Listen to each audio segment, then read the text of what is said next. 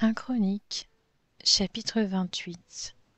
David convoqua à Jérusalem tous les chefs d'Israël, les chefs des tribus, les chefs des divisions militaires au service du roi, les chefs de milliers et de centaines, ceux qui étaient intendants de tous les biens et troupeaux du roi et de ses fils, ainsi que les eunuques, les guerriers et tous les hommes vaillants.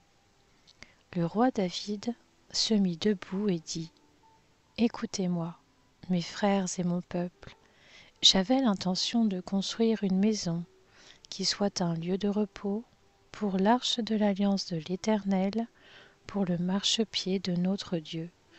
Et je me préparais à construire, mais Dieu m'a dit : tu ne pourras pas construire une maison en mon honneur, car tu es un homme de guerre et tu as versé du sang.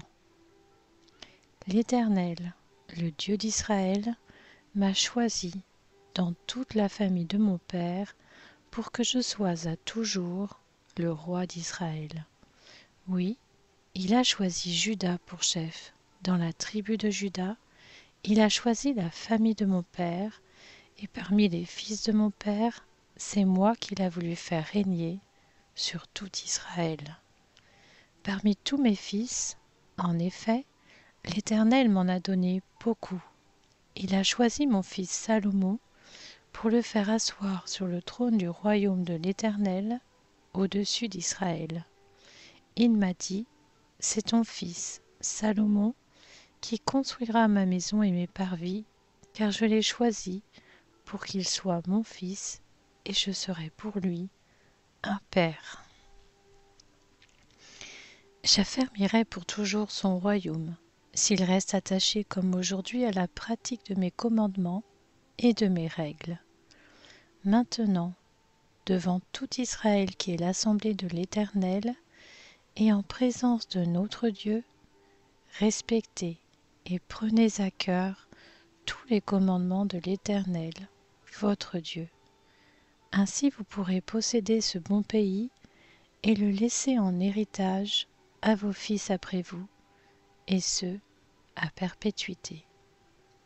Quant à toi, Salomon, mon fils, connais le Dieu de ton père et sers-le avec un cœur sans réserve et un esprit bien disposé, car l'Éternel examine tous les cœurs et discerne toutes leurs intentions. Si tu le cherches, il se laissera trouver par toi, mais si tu l'abandonnes, il te rejettera pour toujours.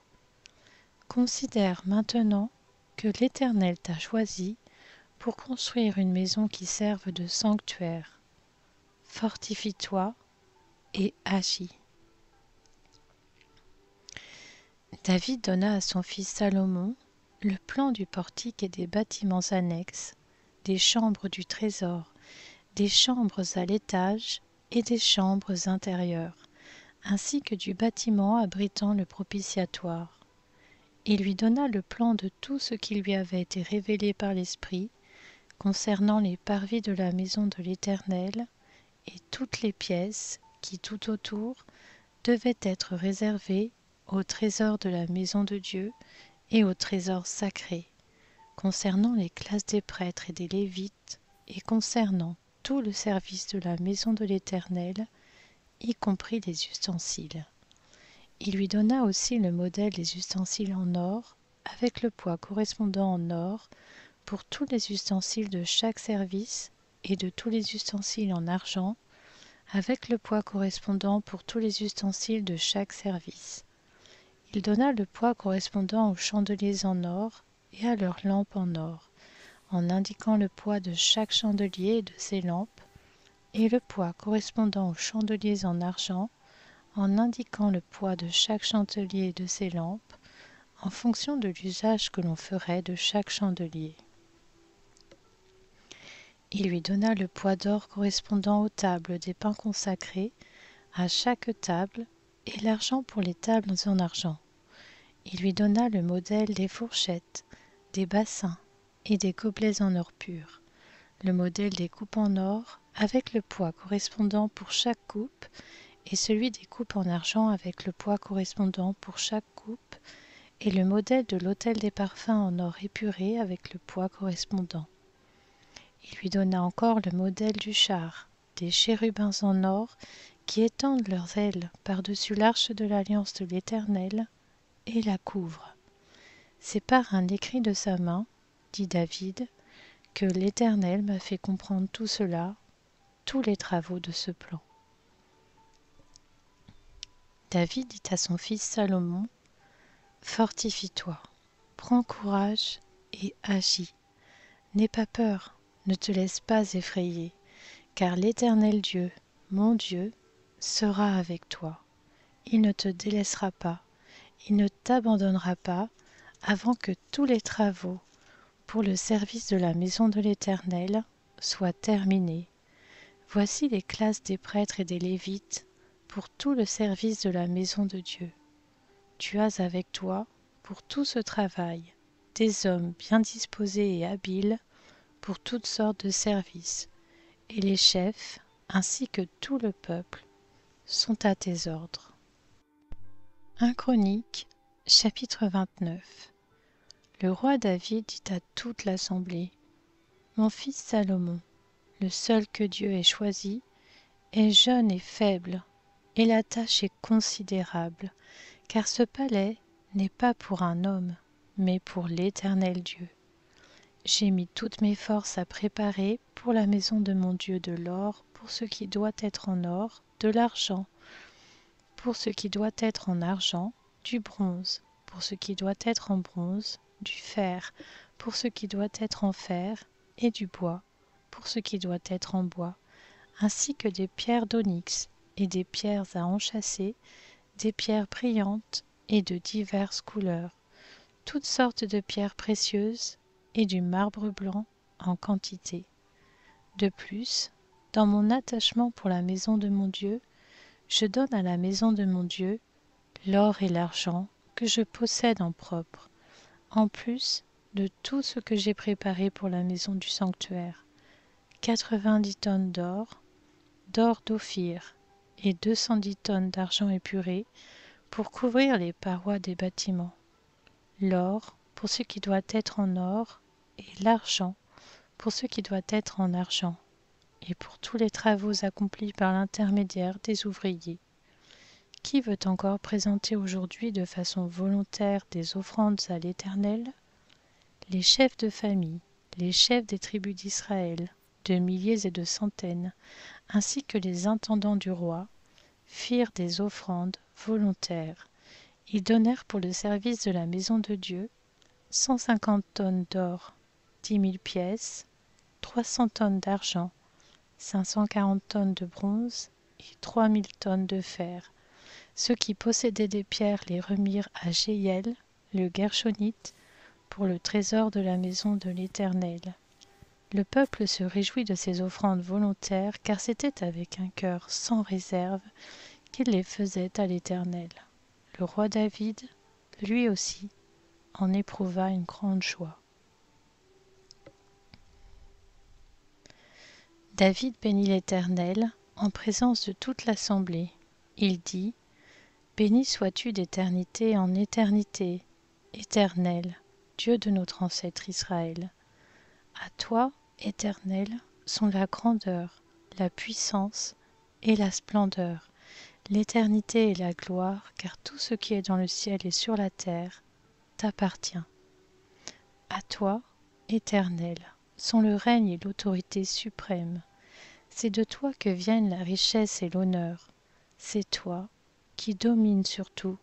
C'est dans ta main que sont la force et la puissance, et c'est ta main qui a le pouvoir de tout agrandir et de tout fortifier. Maintenant, notre Dieu, nous te louons et nous célébrons ton nom glorieux. Qui suis-je, en effet, et qui est mon peuple, pour que nous puissions te faire ces offrandes volontaires? Oui, tout vient de toi, et nous recevons de ta main ce que nous t'offrons. Nous sommes devant toi des étrangers, des immigrés, comme tous nos ancêtres. Nos jours sur la terre disparaissent comme l'ombre, sans espoir. Éternel, notre Dieu, C'est de ta main que viennent toutes ces richesses que nous avons préparées pour construire une maison en ton honneur, en l'honneur de ton saint nom. C'est à toi que tout appartient. Je sais, mon Dieu, que tu es capable de mettre le cœur à l'épreuve et que tu aimes la droiture. Aussi, je t'ai fait toutes ces offrandes volontaires avec un cœur droit, et je vois maintenant avec joie ton peuple ici, présent, agir de la même manière. Éternel, Dieu de nos ancêtres Abraham, Isaac et Israël, garda toujours ses intentions dans le cœur de ton peuple, et affermis son cœur pour qu'il reste tourné vers toi. Donne à mon fils, Salomon, un cœur attaché sans réserve au respect de tes commandements, de tes instructions et de tes prescriptions, afin qu'il les mette tous en pratique et qu'il construise le palais pour lequel j'ai fait des préparatifs. David dit à toute l'assemblée, bénissez l'Éternel votre Dieu. Et toute l'assemblée bénit l'Éternel, le Dieu de leurs ancêtres. Ils s'inclinèrent et se prosternèrent devant l'Éternel et devant le roi. Le lendemain, ils offrirent en sacrifice et en holocauste à l'Éternel 1000 taureaux, 1000 béliers et 1000 agneaux, avec les offrandes liquides qui les accompagnaient, et un grand nombre d'autres sacrifices pour tout Israël. Ils mangèrent et burent avec une grande joie, ce jour-là, devant l'Éternel. Ils proclamèrent pour la seconde fois Salomon, fils de David, roi.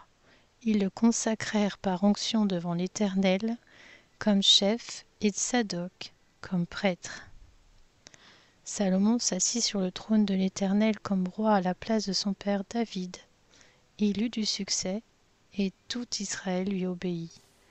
Tous les chefs et les guerriers, et même la totalité des fils du roi David, se soumirent au roi Salomon.